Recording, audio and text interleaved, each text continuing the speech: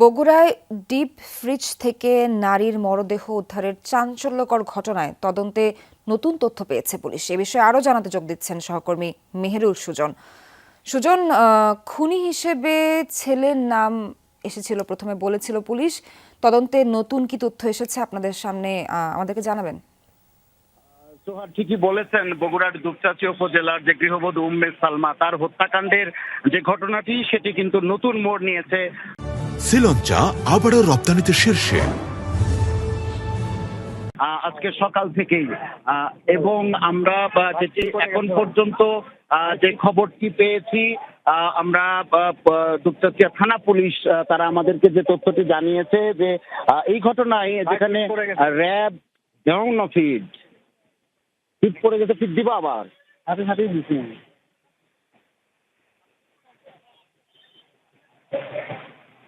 Hello hello আমি শুনতে পাচ্ছি সুজন, বলেন আপনি। আমি যেটি বলছিলাম যে দুপচাঁচিয়া থানা পুলিশ তারা কিন্তু গত দুদিন ধরেই এই তদন্ত করছেন এবং তারা যেটি বলেছেন যে গৃহবধূ উম্মে সালমার হত্যাকাণ্ডের সঙ্গে যেখানে শুরুতে বলা হয়েছিল তার ছেলে, ছোট ছেলে সাদ বিন আজিজুর রহমান সে জড়িত, সেই তথ্যটি কিন্তু পুলিশ এখন যেটি দাবি করছে যে আসলে সাদ এই হত্যাকাণ্ডের সঙ্গে জড়িত নয়। মূলত সাদদের বাসায় যে ভাড়াটিয়া যিনি থাকতেন, মাবিয়া নামের এক নারী থাকতেন এবং সেই নারী সহ তার সঙ্গে আরো দুজন পুরুষ রয়েছেন, সুমন চন্দ্র রায় এবং আরেকজনের নাম মুসলিম।